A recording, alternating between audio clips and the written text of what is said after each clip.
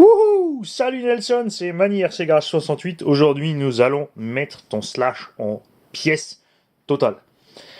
Ce tuto, on va le faire tranquillou parce qu'il y a plein de pilotes de slash 4x4. Et je les comprends, j'adore cette caisse, malgré ses nombreux défauts. On va faire plusieurs parties de la vidéo. On va expliquer comment séparer tout le châssis. C'est le principe de base de chez Traxxas qui est vachement sympa, c'est qu'on peut vraiment séparer l'avant, l'arrière, etc. en moins de 2. Et ensuite, on démontera et on expliquera chaque cellule séparément en détail. Ça va être un peu plus long. N'oubliez pas, de ceux qui regardent ces vidéos de démontage, que le démontage est avant tout destiné au possesseur du véhicule pour qu'il voit tout ce qui se passe avec sa machine. Et vous pouvez le remercier parce que grâce à lui, tout le monde peut en profiter. Nous allons donc démonter la cellule avant. 2 vis sur le dessus.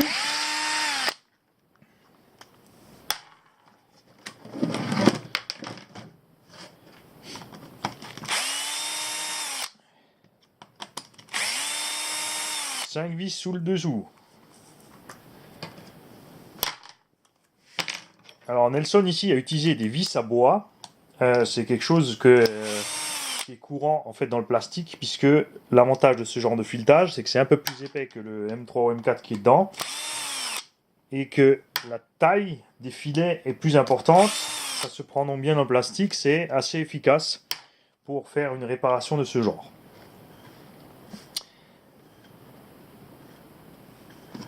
Il y a ensuite les deux autres vis du dessus qui sont là, vous savez, Mani commence à perdre ses embouts.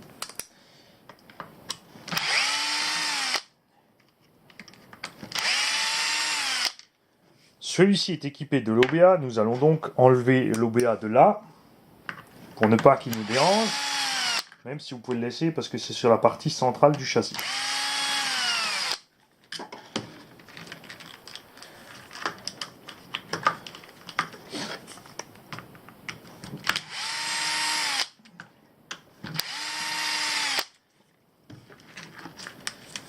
Voilà. Donc ça, je répète, c'est pas utile pour enlever la cellule avant, c'est juste pour qu'on ait un meilleur point de vue sur ce qui se passe à l'intérieur.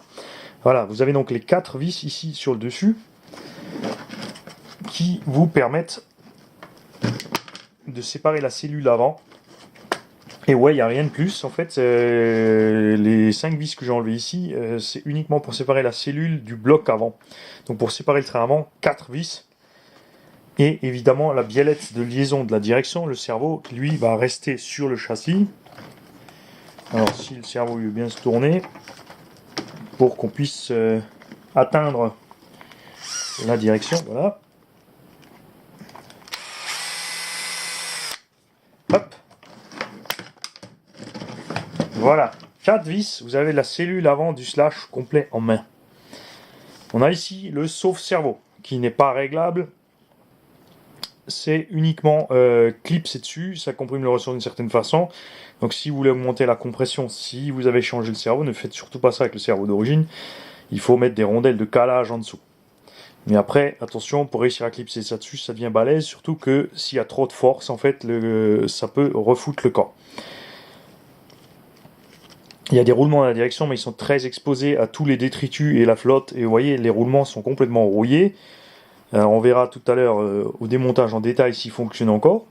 Nelson a utilisé une tourelle avant alu option, qui m'a l'air très bien fait. Il demandera d'ailleurs la marque. Il a récupéré des amortisseurs d'une sous-marque, mais qui fonctionnent quand ils sont remplis d'huile, parce que celui-là, il n'y a plus d'huile. Tous les slash récents ont cette pièce ici en ferraille. Les tout premiers avaient cette pièce ici en plastique. Elle arrive donc qu'elle casse. Donc méfiez-vous.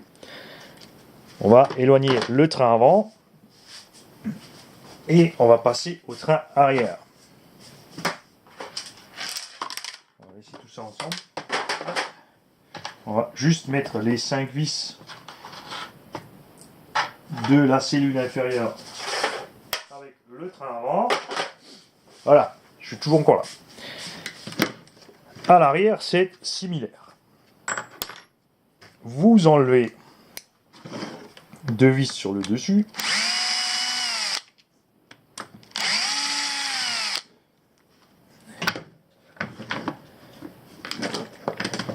et 2 vis sur le dessous.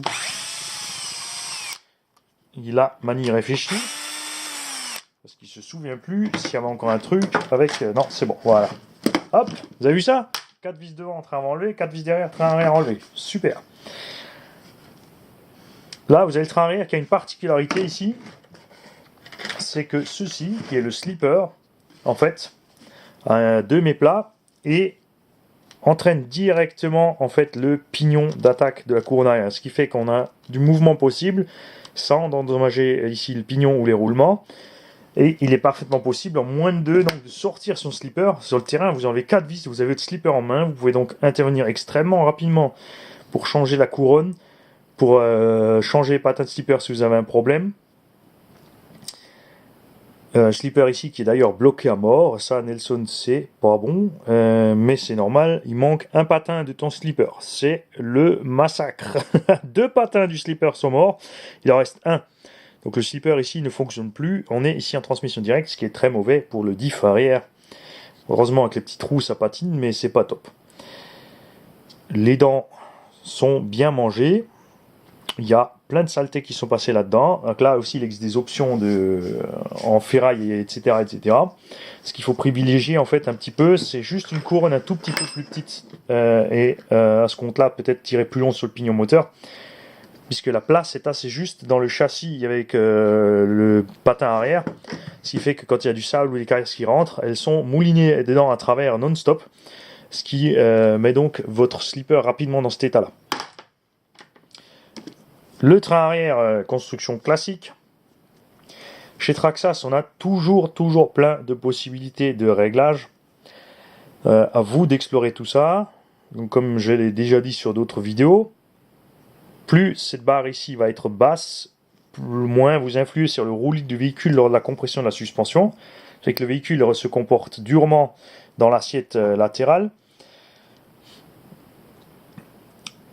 Sur une surface dure, ça sera bien. Sur une surface accidentée, il faudra passer au-dessus pour avoir un maximum de roulis pour que les suspensions puissent travailler librement sans faire basculer la caisse. Parce que plus ici la prise de roulis est basse, plus vous allez, au moment où les roues vont se lever, risquer de renverser le véhicule sur ses roues, sur le toit, tout simplement.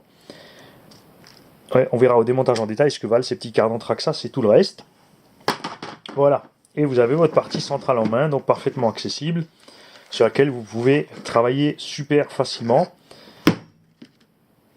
Voilà pour la première partie de la vidéo, et on se rejoint tout à l'heure pour la suite. On va donc attaquer dans l'ordre le démontage complet en détail du train avant, puis du train arrière, puis la partie finale au centre. Et à la demande d'un abonné, nous ferons aussi le remontage complet du véhicule avec le graissage, l'huilage, les réglages, etc., etc. Salut tout le monde, passez une bonne journée.